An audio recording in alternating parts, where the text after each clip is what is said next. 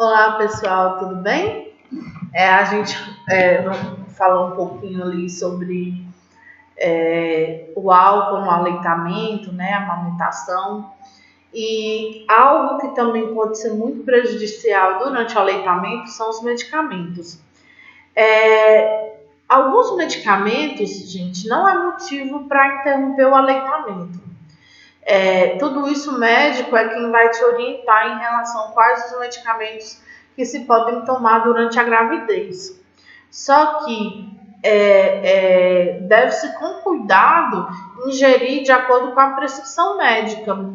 Se você toma no horário correto, né, o medicamento é programado, evita-se assim, por exemplo, tomou o medicamento agora, já deu leite, esperando um pouquinho, fazer o efeito do medicamento, e se espera a concentração do medicamento diluir um pouco no organismo, você consegue dar uma amamentação, mesmo tomando esse medicamento, só que com mais qualidade para essa criança.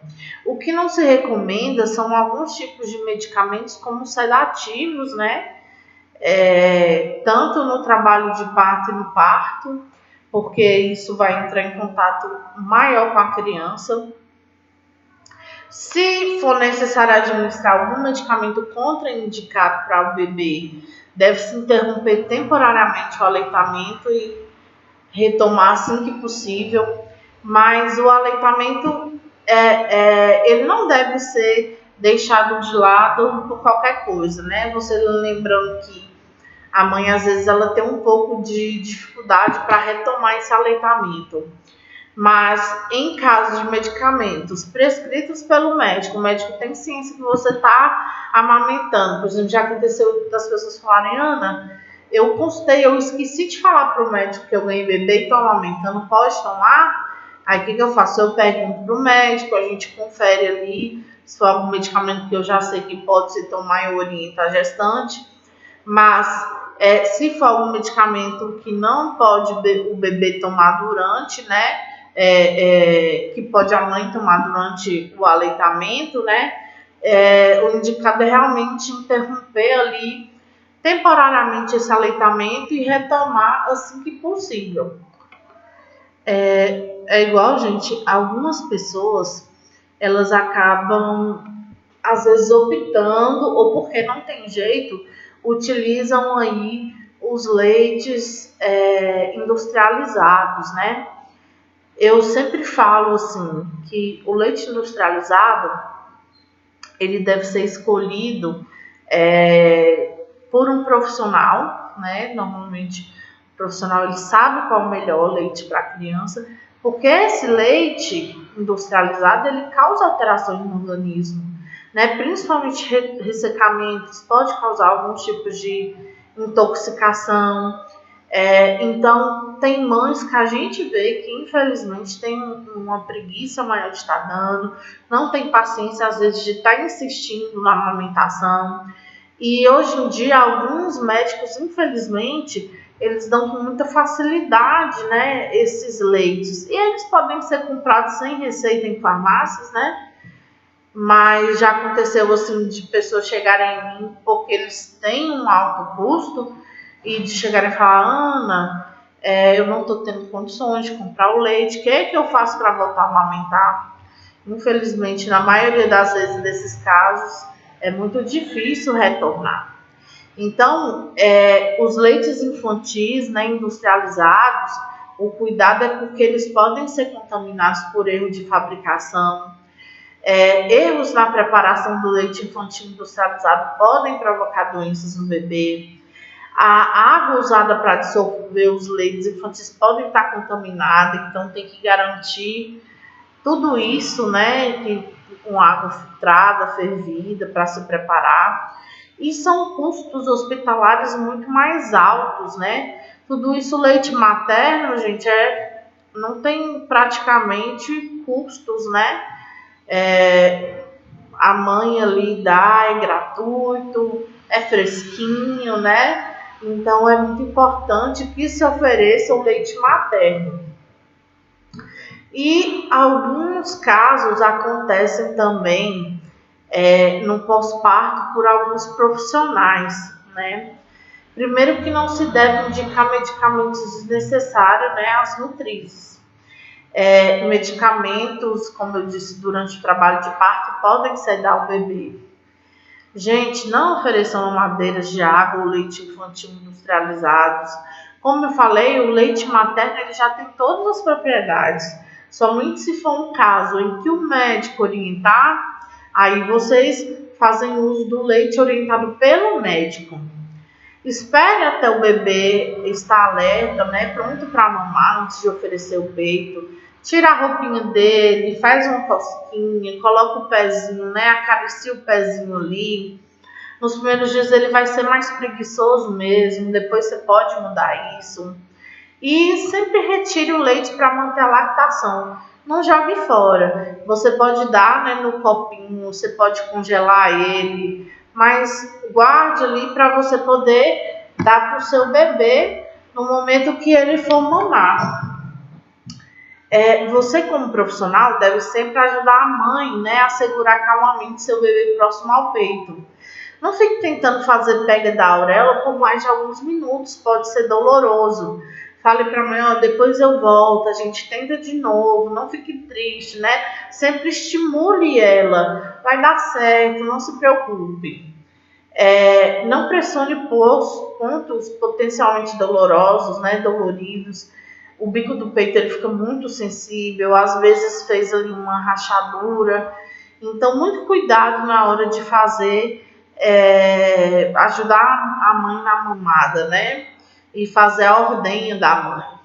Ofereça-lhe leite materno ordenhado ao bebê numa xícara ou copinho até que ele mame no peito.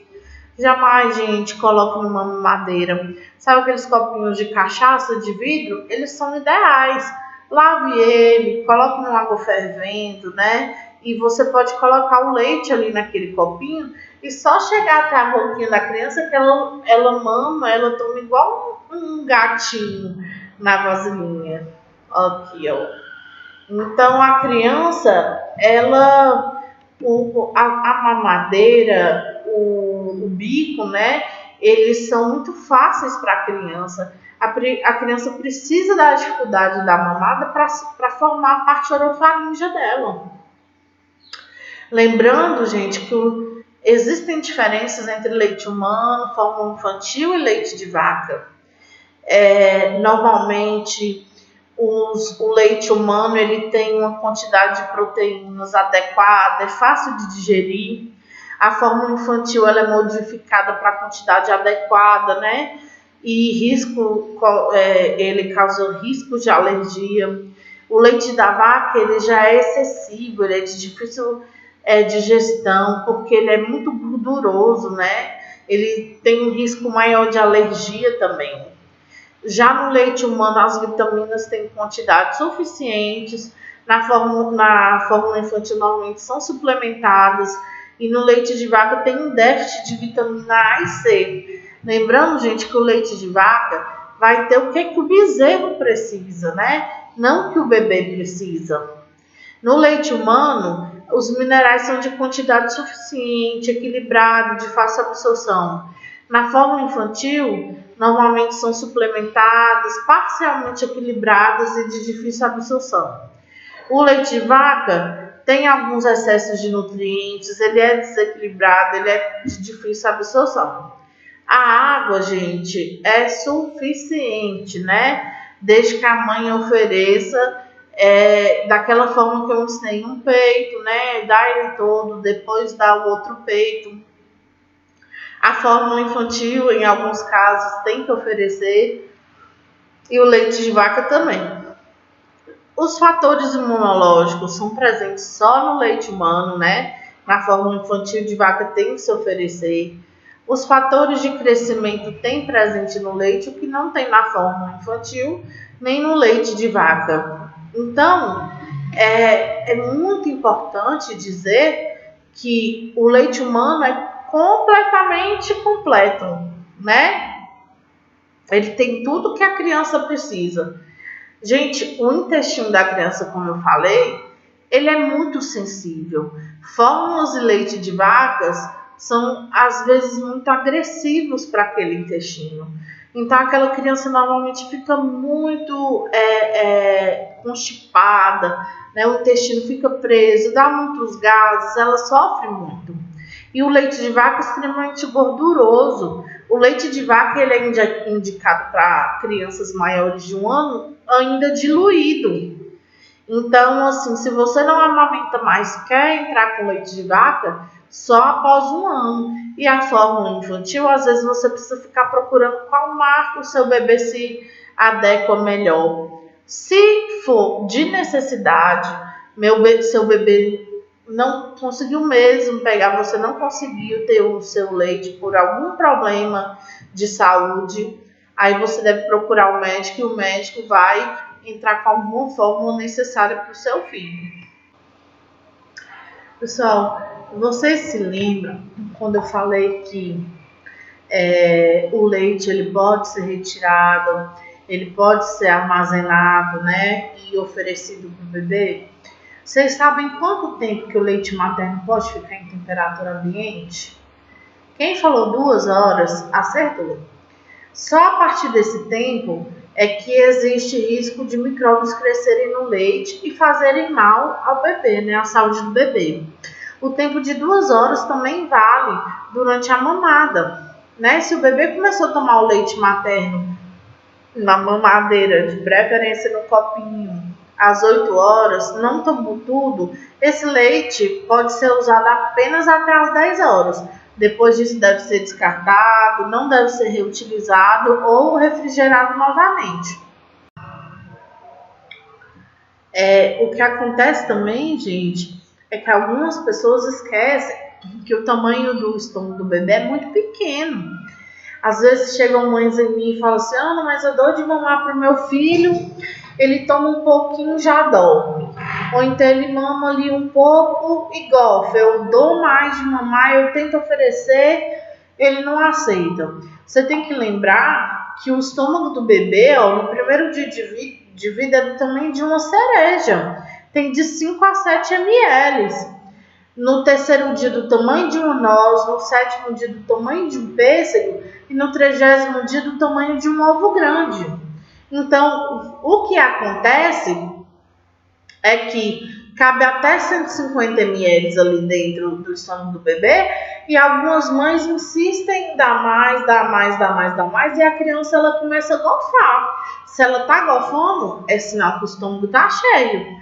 Então, você tem que respeitar a livre demanda ali da mãe, da criança, de dar o leite para ela até quando ela quiser. Aí ela vai tirar aquele sono, quando ela quiser de novo, ela vai te pedir, ela vai chorar. E aí, gente, entra a introdução alimentar, né, depois da amamentação. Algumas pessoas ficam na dúvida até quando dá de mamar, quando introduzir ali a alimentação. Normalmente a gente fala, olha, até os 6 meses ali você dá exclusivo. E se você quiser dar de mamar seu bebê até 2 anos, né, é o ideal. Agora, se você quiser dar após isso, fica a seu critério. Tem mães que optam por não desmamar o bebê aos 2 anos. O que você tem que levar em consideração é que, a partir dos 6 meses, ele precisa complementar a alimentação. Então, deu 6 meses que você vai introduzir a alimentação, se você não introduz, se o bebê fica só no leite, ele vai começar a ser baixo peso. Não é mais suficiente o leite para ele, só o leite. Mas tem mães que escolhem dar e até a criança maior. Isso vai a cargo de cada mãe. Mas aí a gente às vezes fica na dúvida. Quando começa a dar alimentação e as mamadas, como vai ficar? O que oferecer? Quando o bebê deve comer? Como preparar? O que é BLW? Nesse questionamento ainda tem um outro. Ana, e se eu tiver durante esse período uma gravidez? Sem querer aconteceu ali, eu engravidei, eu tenho que parar de dar de mamar para o bebê? Não, gente, isso já caiu por terra. Não se para mais, pode continuar a dar de mamar o seu bebê mais velho e assim que o outro nascer, se você conseguir, pode também dar de mamar para o mais novo. Isso não vai interferir. Lembrando que quanto mais se mama, mais produz leite. Então, o leite que vai vir para o mais novo é um leite rico também, assim como o mais velho vai tomar. Então, não se deve parar a mamada se engravidar de outro, isso daí caiu por terra. Na introdução alimentar, como eu falei, até os 6 meses exclusivo, a partir dos 6 meses, o leite materno mais a papa de frutas, né, pela manhã. De preferência, a gente fique com essa papa de frutas, de uma fruta somente, por uma semana ou 15 dias. Depois você introduz uma segunda fruta. De 6 a 7 meses, o leite materno, a papa de frutas na manhã e papa salgada no almoço, a mesma coisa. 7 a 9 meses, igual ao acima, só que você acrescenta a papa salgada no jantar. De 9 a 11 meses, igual acima, só que aí você modifica a consistência dos alimentos, né? Passa a ter alimentos com consistência mais inteira, em pedaços. E 12 meses, você acrescenta ali a alimentação da família. É importante colocar que o alimento que você introduz, ele vai trazer inúmeros benefícios para essa criança, tanto no crescimento quanto no desenvolvimento, e ele é responsável ali pela manutenção e construção das suas células, né, dos órgãos da criança. Então, é ideal que se tenha carboidratos, que é responsável pela glicose, né, pelo aumento da energia, legumes, né, responsáveis pela manutenção, vitaminas e minerais, né, verdura também responsáveis pela manutenção, proteína de origem animal responsável pela construção do organismo e vegetal pela construção do organismo também. É importante que vocês saibam que a criança, ela não tem um paladar pronto. Então, essa criança, ela vai comer o que você dispor a ela, né? Às vezes ela vai se recusar, ela não tem contato ali com aquele alimento antes, não teve. Então, você tem que ir insistindo para que ela crie essa feição ao alimento. E os nutricionistas falam que para o neném, para falar, a criança não gosta de tal alimento, você tem que oferecer pelo menos de 12 vezes feitas em diferentes formas ali, para o alimento, para a criança comer e não gostar, e você falar, realmente, ela não gosta desse alimento. E aí, pessoal, a gente entra no seguinte tópico. Esse tópico de introdução alimentar, após os 6 meses, né, da criança amamentando, muitas mães ficam com dúvidas. Ana, o que eu devo dar? Qual alimento oferecer? Eu começo com papinha? Como que eu faço? Eu já posso dar alimentos mais inteiros? Eu tenho que amassar tudo? Muitas mães, muitos familiares, né, responsáveis pela criança, ficam na dúvida, e agora? O que eu faço? Como alimentar meu filho? E muitas pessoas esquecem que a alimentação, né, após os 6 meses, ela deve ser complementada, né, com algum tipo de alimento. Então, se você optar por amamentar o seu filho até após os 6 meses de idade, né, até os 2 anos, você deve se lembrar de que a partir dos 6 meses tem que haver a complementação desse alimento. Pode amamentar seu filho aí por quanto tempo você quiser, desde que se inclua essa alimentação secundária, porque a criança já não vai se satisfazer somente com o leite, né? Falando em questão de vitaminas e minerais suficientes para ele. Então, a partir desse momento, se inclui a água, se inclui outros alimentos e pode-se manter a mamada sim, né? Desde que essa criança não se recuse a comer e queira só mamar, isso faça com que ela fique em baixo peso. E aí tem uma técnica muito bacana que a gente vai conhecer aqui, chamada BLW. Essa técnica, eu fui aprender ela não tem muito tempo. Uma amiga enfermeira, eu não sou mãe ainda, né? Uma amiga enfermeira que se tornou mãe, ela procurou as melhores formas de introdução alimentar e conheceu esse BLW, e foi a partir dela que eu também conheci. Conheci inicialmente teoricamente, mais tarde, vendo ela colocar em prática, eu conheci essa prática também na prática, né? Eu conheci essa alimentação na prática. Então, eu vou explicar um pouquinho para vocês. Então, como eu falei, até os 6 meses, exclusivo leite, não precisa de chá, não precisa de água, não precisa de outros alimentos, já tem o leite já tem água, gordura, proteína o suficiente para a criança. O mais difícil, gente, até esses 6 meses, é manter a avó, a tia, a vizinha que fala que tá com dor de barriga, vamos dar um chazinho para a criança, não quer dormir, chá de camomila, chá de não sei o que. Gente, lembre-se, o intestino da criança não está totalmente formado. Como não está totalmente formado, isso quer dizer que se essa criança recebe coisas que não são o leite, o intestino dela não vai saber lidar muito com esse tipo de alimento. E aí vai gerar mais gases, mais incômodos para essa criança.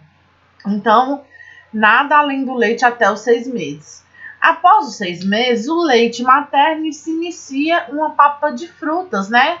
Essa fruta, gente, a gente orienta que inicialmente seja dada apenas uma, justamente para que essa criança se acostume, né, com esse alimento.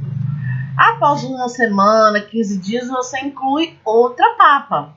E aí, de 6 a 7 meses, é o leite materno, a papa de fruta pela manhã e a papa salgada à noite, da mesma forma. Inclui-se ali um vegetal, né? Algum alimento que faça que essa criança acostume ao longo de uns dias. De 7 a 9 meses, igual acima, só que se inclui o jantar, que é a papa salgada. De 9 a 11 meses, dessa mesma forma acima, só que se inclui alimentos em pedaços, e 12 meses, comida em família.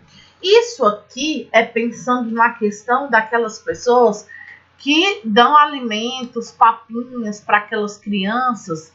Só que vocês lembram que eu falei do BLW? O BLW, gente, é uma nova técnica que eu vou falar aqui para vocês, que cai um pouco por terra essa questão das papinhas. Lembrando que em todos os alimentos que você for dar para seu filho, lembre-se que deve ter alimentos completos para que ele tenha ali carboidrato, legumes, verduras, proteínas, né, de origem animais e vegetais, que são aquelas responsáveis tanto pela energia da criança quanto pela manutenção, né, das células e construção das células também. Então você deve, aqui tem alguns alimentos que você deve dar em variedades para essa criança, para que não só ela se acostume com o gosto, como ela se acostume também com a textura daquele alimento, né? Então, como eu falei, às vezes ela vai negar sim, mas sempre vai insistindo aí com essa alimentação, porque chega uma hora que ela ganha ali gosto por aquele alimento, e às vezes ela começa a comer por ela mesma, né? E assim ela tem mais aceitação daquele alimento. A água, gente, ela, como eu falei, deve ser introduzida ali a partir dos 6 meses, né? Essa água ela deve ser dada no intervalo dos alimentos para hidratação, e sempre se lembrar de oferecer água tratada, água limpa, né? Filtrada ou fervida. Se você mora na roça, não tem acesso a uma água pura, a uma água tratada, você deve colocar ela para ferver e depois você coloca ela no vidro, que pode ir à geladeira, né, ou tomar ela em temperatura ambiente. Gente, ainda falando das papinhas, lembre-se que não precisa ficar fazendo aquela comida papada, né, aquela coisa ali processada, peneirada, né. O máximo que você vai fazer é amassar um pouco com garfo ou deixar para ela cozinhar bastante, para que fique com uma consistência mais mole, para que essa criança não venha engasgar, né, com aquela comida que você está oferecendo. Então essa consistência ela deve ser mudada gradualmente até que ela possa consumir com a mesma textura da família. Só que aí vem a questão do BLW. Ana, o que é esse BLW que você tanto fala? O BLW, gente, é uma técnica que ela oferece autonomia para a criança, oferece liberdade, independência. Então, é uma palavra que vem do inglês, né? Uma sigla que vem do inglês. Ela significa Baby Led Weaning, que praticamente quer dizer bebê guiando o desmame ou bebê guiando a introdução alimentar, em tradução livre, né? E ela vem justamente mostrando pra gente que essa criança, ela pode comer por conta própria. Gente, essa técnica, ela é aceita por inúmeros neurologistas. Os neurologistas e nutricionistas, eles falam que essa técnica ajuda muito para que a criança desenvolva mais fácil, melhor na parte cognitiva, né? Que a parte dela motora se desenvolve muito mais facilmente. E fora a independência que ela tem e que ela dá para os pais, né? Por quê? Essa criança não precisa o tempo inteiro ficar, vamos dar aviãozinho, comidinha na boca, né? Eu tenho, por exemplo, meu sobrinho que tanto amassavam a comida que chegou um momento que aos 4 anos de idade, tudo que ele comia ele queria amassado. Então, tudo que você oferece para a criança, tudo que você faz que a criança acostume, é o que ela vai carregar para a vida inteira, né? Então, se você cria uma criança dependente, se você faz ela ser dependente tudo de você, você vai criar uma criança, um adolescente, um jovem dependente. Então, essa técnica, ela é basicamente você oferecer alimentos crus ou cozidos para a criança em forma de pedaços, né? Tirinhas, nessa questão que, nem um feijão com arroz. Você pode cozinhar, quem que nunca comeu de mão amassadinho, né? Eu adorava. Então, você faz ali aquelas bolinhas de feijão com arroz, pode colocar. Se você quiser investir um pouco mais, tanto você pode sentar ela no seu colo, colocar sobre a mesa e ela ir pegando aos poucos. No início você só vai ajudar ela a levar até a boca, né? Segurar a mãozinha para ela ir aprendendo. E futuramente ela vai estar fazendo tudo isso sozinho. E se você quiser investir um pouco mais, aquelas cadeirinhas de alimentação, elas podem ser usadas até 4, 5 anos. Né? Meu sobrinho até hoje, com quase 5, ele ainda utiliza. Então, elas não têm tempo de validade, né? Elas aceitam crianças maiores. Então, é uma forma, gente, de você realmente ter até um descanso em relação à dependência do seu filho. Como eu falei, essa minha amiga eu acompanhei, né? Ela colocava ali no seu filho, dava o alimento, né? E colocava ali um babador. Esse babador tinha tipo, quer ver? Deixa eu ver, tem uma imagem aqui. Aqui, ó, parecia com esse, tá vendo? Que tem ali como se fosse um aparador de alimentos. O dela era justamente igual esse. E o que acontecia? Quando acabava, né, ele ia comendo e ia caindo naqueles restinhos de comida lá dentro, ele enfiava a mão lá dentro e ia comendo tudo. Então, esse alimento não continha desperdício, né? Ele se alimentava bem e foi incrível o desenvolvimento dele nessa parte. ali por volta de 8 meses, 9 meses, já se sentava ali sozinho, ela, o marido e o filho na mesa, e se alimentavam cada um com seu prato, né? Ele com suas comidinhas, ela colocava variedades de frutas, variedades de legumes e alimentos, né? Ovo cozido, depois mais tarde a carne cozidinha. Então, gente, até o momento que ele aprendeu a utilizar o garfo e a colher, né? Hoje ele tá com 2 anos, é mais bonitinho, ele come sozinho com o garfo, né? Com a colher. Então, você promove independência, liberdade para essa criança. E aí a gente entra naquelas crianças que infelizmente às vezes não podem se alimentar, às vezes estão internadas, né, e precisam fazer uso de nutrições diferenciadas, né, que normalmente tem a oral, que é aquela normal, ou pode ser um especial porque a consistência é diferente, né, a nutrição via enteral, que é por meio de sondas, e a parenteral, que é por meio intravenoso. A nutrição enteral por sondas, normalmente você oferece para uma criança que tem algum tipo de problema, como insuficiência respiratória, uma criança prematura, desnutrição grave, diarreias crônicas, né? Alguns outros tipos de doença, doenças inflamatórias do trato gastrointestinal, comas.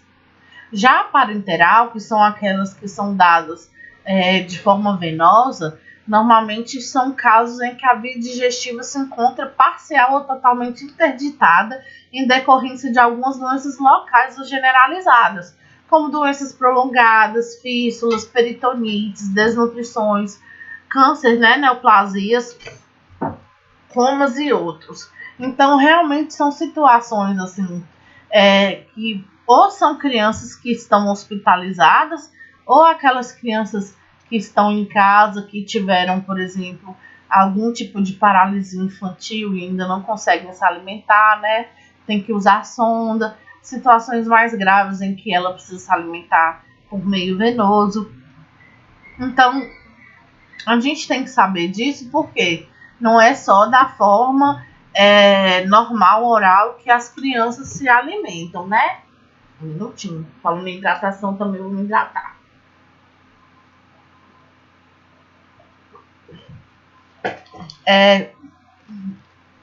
A hidratação, gente, como eu falei, a partir dos 6 meses se coloca, ela pode ser também de forma oral, normal, né? E também parenteral, através ali do soro, né? Incluído algumas vitaminas, às vezes a criança tá com desidratação grave. E essa hidratação, ela é uma forma ali de se hidratar o organismo, né? Através de para melhorar os rins, a pele, intestino, secreção lacrimal e glândulas mamárias, né? Para lactação. Então, gente, normalmente essa água, ao se consumir, você aproveita ela para o seu organismo. O que não é aproveitado, né, é liberado ali através da urina.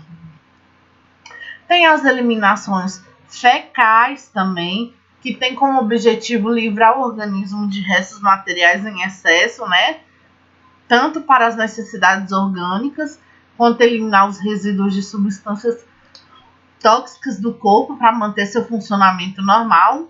As primeiras fezes são aquelas conhecidas como mecônio, que eu falei para vocês, né? Parece uma graxa ali. E tem também as fezes lácteas, né? Derivadas tanto do leite materno quanto do leite artificial, que são aquelas fezes mais amareladas, esverdeadas. Gente, os vômitos vão ser... tem até algumas pessoas perguntando, não tem diferença entre vômito e regurgitação? Algumas crianças regurgitam, né? Volta o leite? Sim. O vômito, normalmente, é a eliminação do conteúdo gástrico pela boca, né? Tem aquela ânsia de se vomitar, normalmente utiliza-se vários músculos ali, e o regurgitamento é somente a volta do leite quando aquela criança já está cheia, ela não faz aquela força. Ele somente volta porque está muito cheio ali o estômago. Então, os vômitos, eles têm como característica, né? Normalmente, vômitos com alimentos coagulados, acidificados, né? Que são aqueles alimentos que estavam realmente no estômago, né? A gente deve observar o volume, a frequência, o tipo do material sempre eliminado. Se são vômitos quase que inalterados, que indicam que o alimento não alcançou o estômago e permaneceu pouco tempo no esôfago. Vômitos com sangue, que a gente chama de hematêmese, né? Que normalmente é a eliminação de sangue vivo pela boca, normalmente não sofreu a ação dos ácidos do estômago, né? Também vômitos ali com aspecto de borra de café, né? Que normalmente é aquela eliminação de sangue pela boca. Normalmente esse sangue com esse aspecto já sofreu a ação dos sucos gástricos no estômago. Vômitos biliosos, né? Que é a presença de bile nos vômitos. Quem aqui já vomitou até não ter nada no estômago e começa a vomitar aquele conteúdo mais esverdeado, amarelado, amargo? Aquilo dali é um vômito bilioso. Vômitos de aspecto fecaloide, que é a eliminação de fezes pela boca. Normalmente é originado ali por obstruções intestinais. Então, aquela pessoa que está com alguma obstrução, normalmente chega naquele patamar já grave, essa pessoa começa a eliminar fezes pela boca. E aí, gente, a gente entra numa parte muito importante na saúde da criança, que é o exame físico do recém-nascido. Esse exame físico, que é realizado ali logo após o nascimento e também na puericultura, né? Ao longo do acompanhamento dessa criança, é muito importante para a gente saber se a criança está bem, se tem alguma alteração, alguma anomalia, né? Se tem alguma coisa alterada ali no sentido de crescimento, desenvolvimento dessa criança. E esse exame físico, ele tem como objetivo detectar a presença de malformações congênitas. Também avaliar a capacidade de adaptação do recém-nascido à vida extrauterina, né? E esse exame físico deve ser realizado com a criança despida, sem roupa e em condições técnicas satisfatórias, né? Um local higienizado, você vai deitar ela sobre um colchão ou uma bancada limpa, sempre tendo cuidado com a temperatura daquele ambiente, né? Às vezes, se você não tem ali um papel descartável, né? Você tem que fazer antes a limpeza com álcool. Eu, às vezes, peço, por exemplo, ao pesar a criança, deitar no colchãozinho, após fazer a asepsia do local, eu peço à mãe o paninho da criança emprestado, se ela preferir, para colocar antes da criança deitar, né? Então, se você quiser fazer isso, ajuda muito ali para dar uma segurança maior para a mãe. Então, gente, existem crianças com diversas malformações, com diversas ali alterações, né? Tanto pode ser alguma síndrome, alguma alteração óssea, alguma alteração de desenvolvimento, né? E a partir desse momento que a gente observa se essa criança pode ou não ter alguma síndrome, alguma anomalia genética. Primeiro que todo recém-nascido, ele mantém-se encurvado, né? Normalmente os membros ali fletidos, né? Pelo menos 72 horas ali, até 72 horas de vida.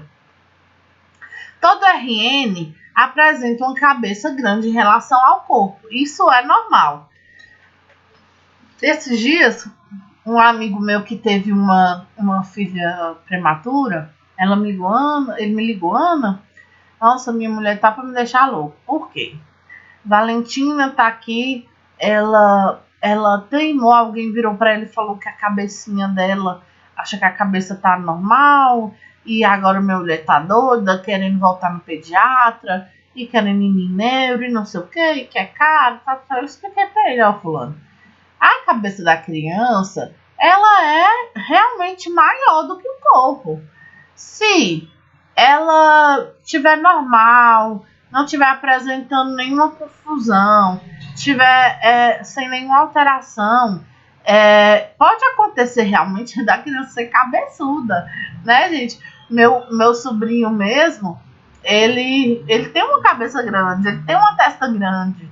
E aí, uma vez minha cunhada levou no pediatra, e a pediatra falou, infelizmente é uma característica dele. Então não tem muito o que fazer, né? Claro que uma cabeça hiper grande, muito maior, você vê que tem alteração ali, né? Diferente. Agora, em questão de tamanho, assim, levemente maior, isso é característica mesmo da criança. O perímetro cefálico normal, normalmente é ali 35 centímetros ao nascer. O crânio, ele tem 6 ossos. Frontal, occipital, 2 parentais e 2 temporais também. A forma mais comum ali do crânio é ovoide, mas com o passar do canal vaginal pode sofrer alguma alteração, como cavalgamento, caput sucedâneo, cefalomatomas. Eu vou mostrar para vocês aqui, ó. Por exemplo, o cavalgamento acontece às vezes durante a passagem da cabeça pela vagina, que aquela maior força fica muito tempo ali no canal. Então, esses ossos, né, eles são justamente mais moles, mais maleáveis, porque se já fosse é tudo tão perfeito, né, gente? Se já fosse duro, a tendência seria uma fratura ali, ou uma fratura pélvica, porque a mãe não ia aguentar ali aqueles ossos, né, passando daquele tamanho, ou então da criança. Então, esse cavalgamento é uma superposição ali dos ossos, também chamados acavalgamento, né, que ele se retorna ao normal com o passar dos dias. Esse caput sucedâneo, ele pode ser um edema no tecido mole do couro cabeludo. Então, pode acontecer de algumas crianças nascerem assim. Com o passar dos dias também, eles podem voltar ao normal. O cefalematoma são alguns hemorragias com acúmulo de sangue entre periósteo e osso. Normalmente, o médico ele vai fazer uma avaliação geral daquele local, ver se não tem outros perigos ali. Se tiver normal, né, dentro de alguns dias, esse sangue ele vai ser aderido pelo corpo. Então, normalmente, esse cefalematoma, ele volta ao normal. E aí, gente, como eu falei para vocês, ó, sobre o tamanho da cabeça, tem a microcefalia e a macrocefalia. Gente, microcefalia é uma condição que sempre existiu. O que aconteceu é que com as doenças aí que surgiram, né, através da dengue ali, chikungunya, né, essas doenças que apareceram, acontece que ouviu-se muito falar porque a microcefalia estava sendo uma característica muito comum com aquela doença. A microcefalia, ela acontece aí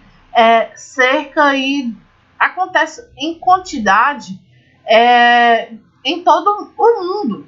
Só que são quantidades menores. Por exemplo, ao longo de um mês nasce ali 1 a 2 crianças em um hospital com microcefalia. O que aconteceu é que durante um mês houve 14, 20 nascimentos em um mês. Então, foi quando se descobriu que realmente a doença estava mais ligada à doença, né? E a macrocefalia, ela normalmente é um acúmulo de líquido na cabeça da criança. Ela acontece também, né? Em alguns casos, consegue-se fazer a cirurgia e retirar esse líquido, né? Em alguns casos, quando é mais grave, leva em risco a vida da criança. Mas realmente a microcefalia e a macrocefalia sempre existiu. E aí a gente vai falar agora um pouco sobre cada local que deve ser feito o exame físico, né? A especificidade de cada. E a gente vai começar pela face. A face da criança, gente, todo mundo, quem já não ouviu falar, fulano nasceu com cara de joelho. É porque aquela criança, ela nasce com a face edemaciada, pode ter manchas, né? Principalmente em consequência do trabalho de parto. Isso vai regredir espontaneamente. Às vezes, com 2, 3 dias, a criança ali já desincha o rostinho. Por isso que ao longo dos dias muda-se muito, né? A face da criança. Primeiro, parece com o pai, parece com a mãe. Nossa, como ela mudou. Normalmente a criança, ela tem uma face assimétrica, né? Todo mundo, gente, tem um lado do rosto desigual do outro, né? Às vezes pode acontecer devido a uma posição defeituosa na vida fetal. Pode acontecer o milho facial ou sebáceo, né? Vou mostrar para vocês, são pequenos pontos brancos provocados pela obstrução dos poros, principalmente na região frontal e nasal. Ela fica normalmente somente por volta do primeiro mês. Pode acontecer o estrabismo, né? Que muitas pessoas nascem também. Isso porque houve uma imaturidade no sistema nervoso, né? O nervo óptico ali imaturo. O RN, gente, ele não consegue coordenar o globo ocular, podendo persistir até o 6º mês. Isso pode regredir ou pode persistir ao longo da vida, às vezes a pessoa tendo que passar por uma cirurgia aí já em fase adulta, né? Olha aí, ó, isso daí é um milho sebáceo que eu falei, no narizinho é comum. Pode ter essa secreção derivada ali de doenças, né, gonocócicas, ou pelo contato ali da vagina, poderia ter alguma bactéria, algum fungo ali que gerou essa secreção ocular. Normalmente quando a mãe chega que tem pouca secreção, a gente orienta, tá limpando, né, com cotonetinho, com um sorinho, limpa sempre ao acordar, ao longo do dia que vai aparecendo também, você faz a limpeza. E se persistir, se for muito como dessa foto, normalmente o médico ele passa um colírio ali bacteriano para que se melhore essa condição.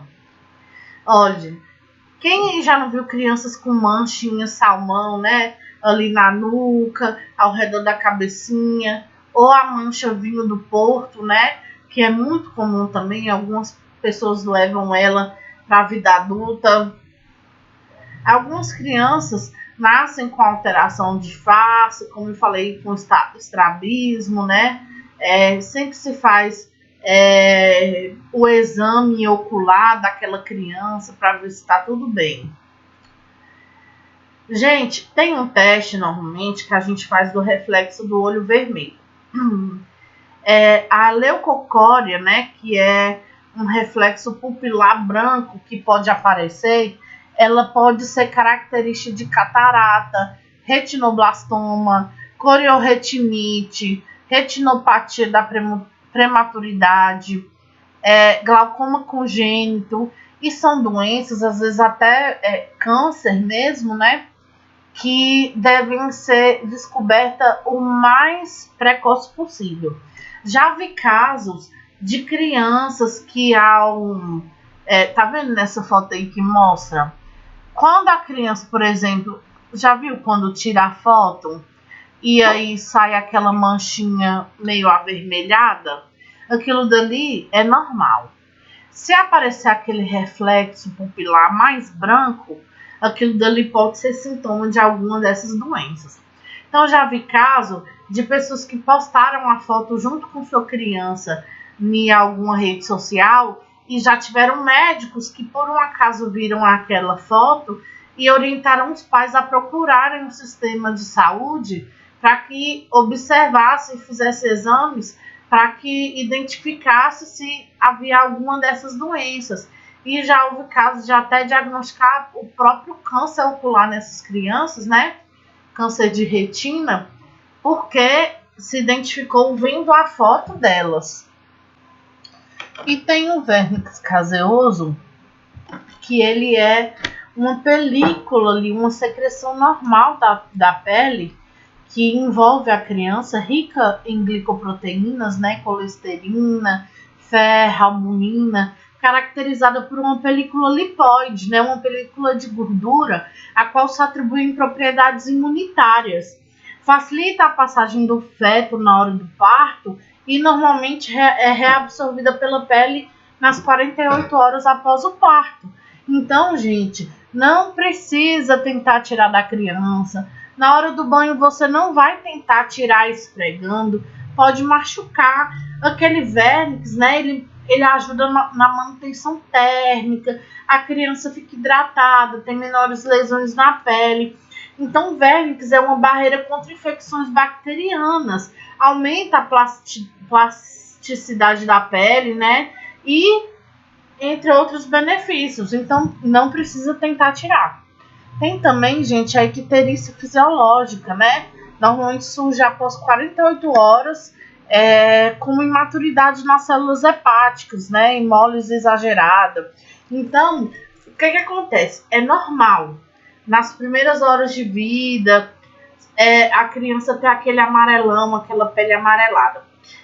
Se passou dessas 48 horas, permaneceu, aí normalmente essa criança vai ter que fazer o que a gente chama de fototerapia, receber um banho de luz, é uma luz azulada, onde ajuda a voltar, né, a reduzir o número de albumina ali e reduz e volta, né, a coloração normal da pele. Tem a mancha mongólica também, que é aquela mancha em forma irregular, normalmente mais azulada, arroxeada, localizada na região lombo-sacra, ou sacro-glúteo, né? Normalmente ela vai até ali os 10 anos. Ela é mais comum na raça negra ou descendente. Aquela manchinha acima do bumbum, muitas pessoas têm, né? Perto do bumbum, e a criança aí com icterícia, em coloração mais amarelada. E aí elas fazem um processo terapêutico, né, de ação de luz artificial por volta de 125 watts no organismo humano, cobre-se o olho e a criança recebe esse tratamento quando a presença a icterícia, né, devido aí o aumento da bilirrubina. Eu acho que eu falei albumina naquela hora, bilirrubina, viu, gente? Da bilirrubina. Normalmente essa bilirrubina é que confere essa pele mais amarelada. Tem que se ter alguns cuidados com o RN na fototerapia. Verifica-se a temperatura de 4 em 4 horas, observa a quantidade e o aspecto das eliminações de fezes e urina, muda a posição do RN em intervalos frequentes, observa-se a pele do RN, né, para ver se não tem queimaduras, tem que ter cuidado, né, com essas queimaduras, e hidrata-se a criança conforme orientação médica. Proteger sempre os olhos, como eu falei, né, durante todo o tempo de exposição, os olhos sempre fechados, né, porque pode causar cegueira se não proteger, e a criança fica toda sem roupinha, exceto a fralda, né. A criança também, gente, pode ter a descamação fisiológica, né, nos primeiros dias. Aquela pele tem ali a troca. Lembra, gente, que ela foi exposta durante meses em contato com líquido, né? Quando a gente fica muito tempo dentro da água, a pele não fica ali meio descamando, enrugada. Então tem que lembrar disso também. E tem também algumas lanugens, que são pelos longos, finos, ralos, normalmente localizados na face, orelha, dorso, membros, né? Tanto superiores quanto inferiores, desaparecendo aí por volta do primeiro mês de vida. Olha aí algumas fotos, né? A lanugem, descamação.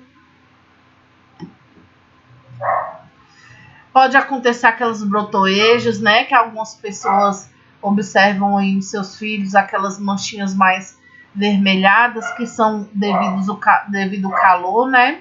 Por conta da retenção do suor, das glândulas sudoríparas.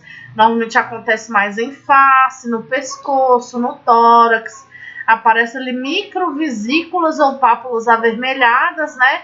Que, se não cuidada, pode virar aí uma Candida albicans, né? Então, aquela característica de pele mais descamando, avermelhada, né? Que pode dar fungo devido ao local ali mais úmido, né, e mais quente. aí para vocês verem as brotoejos, né? Tem a obstrução do poro.